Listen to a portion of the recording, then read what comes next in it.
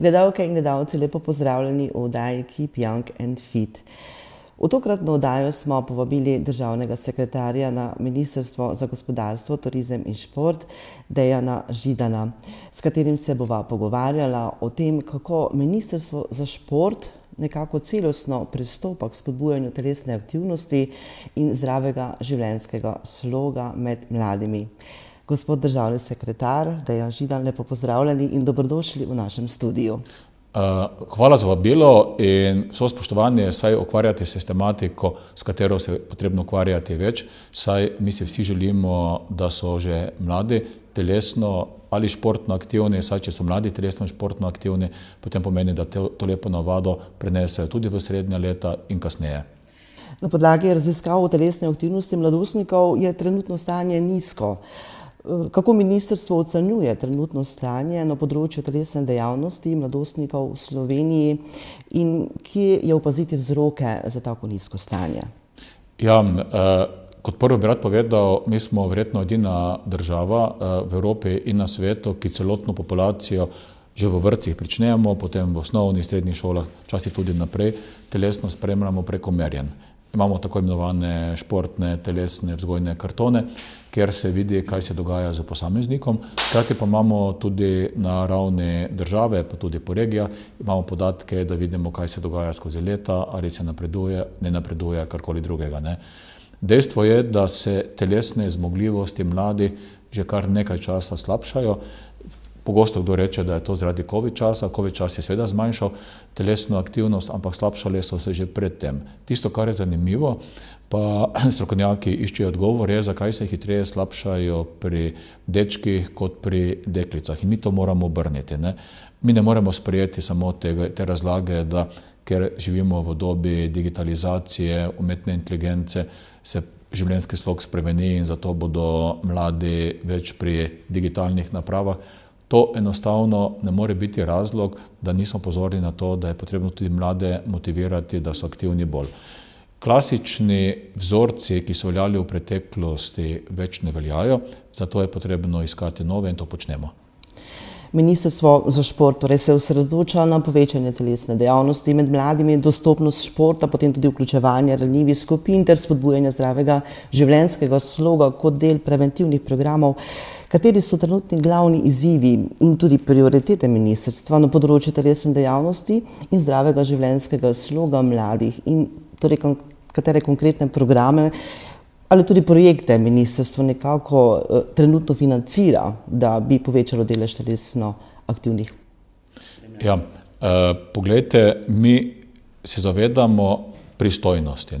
Mi smo Ministrstvo za šport, s tem, da po slovenski zakonodaji, urejenosti države, je pristojnost za mlade tam, kjer so šole in obšolske dejavnosti še vedno v pristojnosti obeh šolskih ministrstev, ker imamo dve šolski, eno za osnovno šolstvo, pa eno za univerze. In na tej točki mi sodelujemo z temi ministrstvi, tudi prenosi denarja smo že naredili za to, da se tudi več gibanja vrne tako v osnovne šole.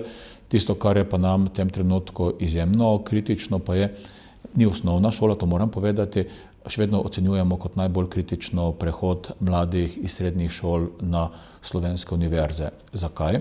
Ko rečem starih časih, to pomeni 30-40 let nazaj, je bila športna vzgoja kot predmet, kjer se da frekvenca, ne pa ocena, v univerzitetnem prostoru v prvem letniku obvezna.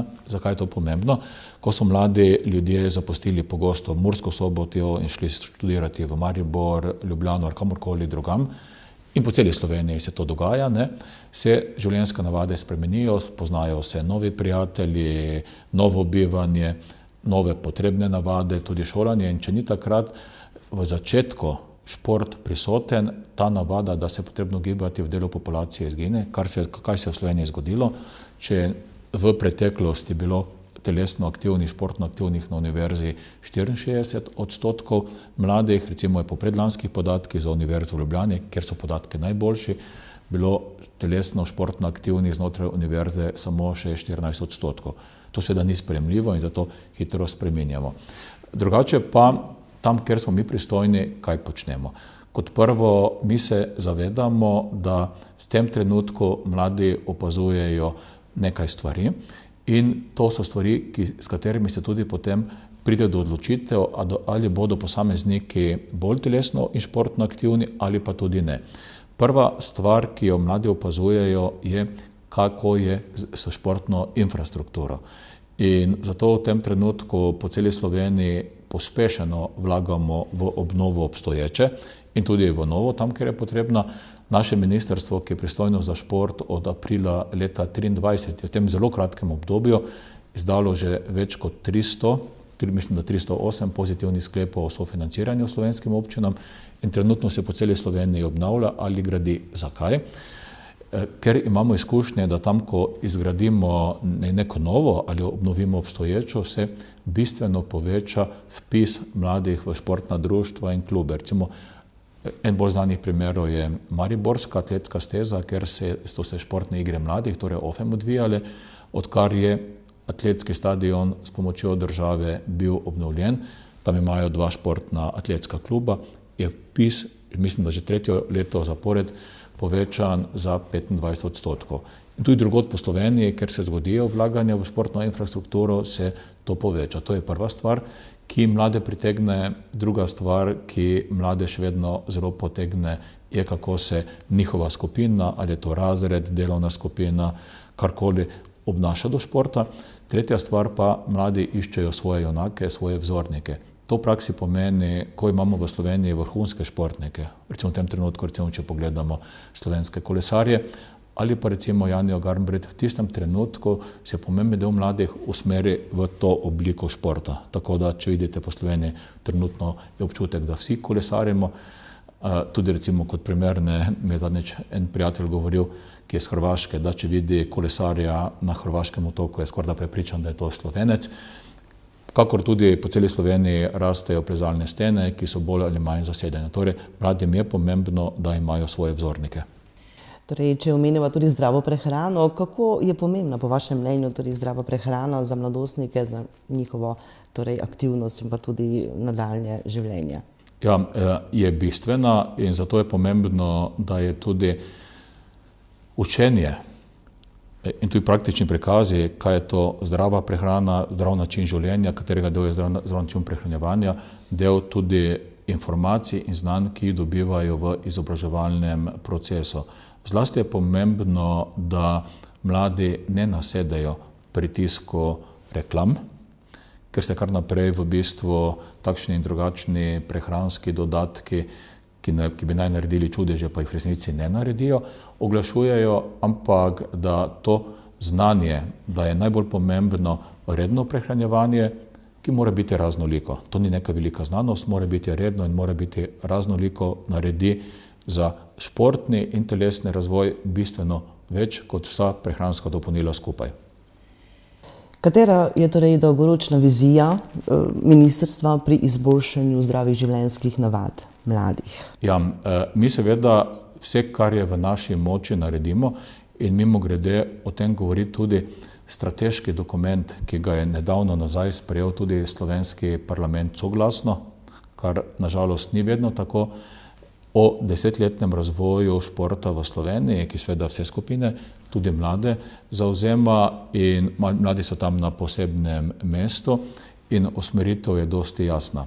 Prvič, še naprej razvijati dostopnost, kot drugo, izjemen, dodaten pogled in pomoč strokovnemu kadru.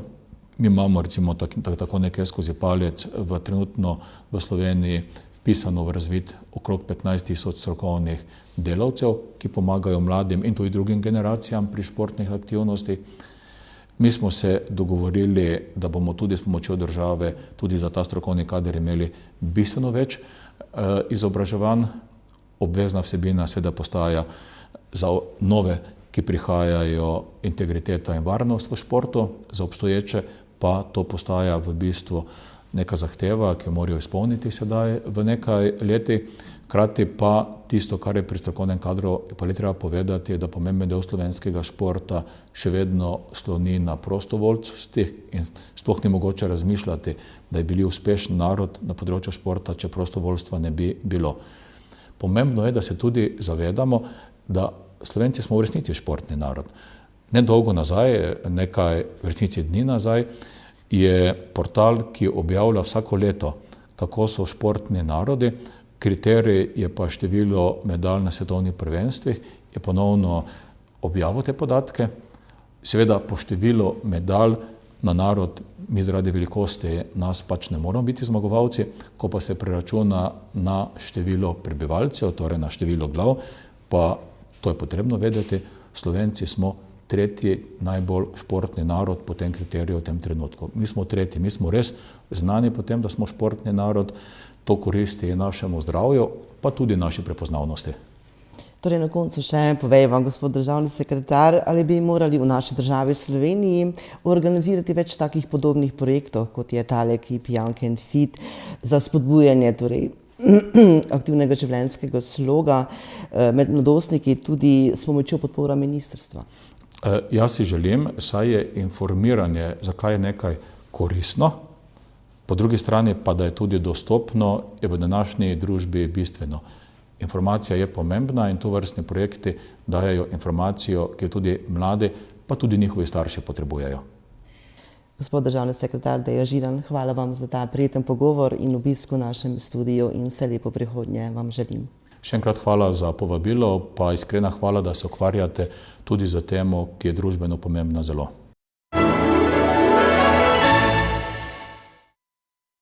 Obiskali smo občino Števanovci, kjer je v tamkajšnjem zdravstvenem domu potekal zdravstveni dan, ki ga je pripravilo Evropsko združenje za teritorialno sodelovanje Muraba. Dogodek je bil izveden s podporo skupnega sklada, poseben poudarek je bil namenjen pomenu telesne aktivnosti, zdrave prehrane in splošnega zdravja pri starejši populaciji. Operaterja zdravstvenih storitev v zdravstvenem domu Števanovci, Farkaša, smo povprašali, kako pomembno je tudi, da so mladostniki že v svojem zgodnjem razvojnem obdobju vedno telesno dejavni, se zdravo prehranjujejo in s tem skrbijo za zdrav življenjski slog. Zdravnik je pri tem poudaril, da pri mladostnikih gre za ključno razvojno obdobje, ki pomembno vpliva na njihovo zdravstveno stanje v kasnejših življenjskih obdobjih. Zelo pomembno je živeti zdravo. Če se zdrav življenjski slog in pravilna prehrana pri mladostnikih začnejo že v njihovem razvojnem obdobju, ima to velik vpliv na njihovo zdravje. Danes smo opravili preglede gostote kosti, ki nam prikaže trenutno stanje, ter zgodovino prehranjevalnih navad osebe, ki jo pregledujemo.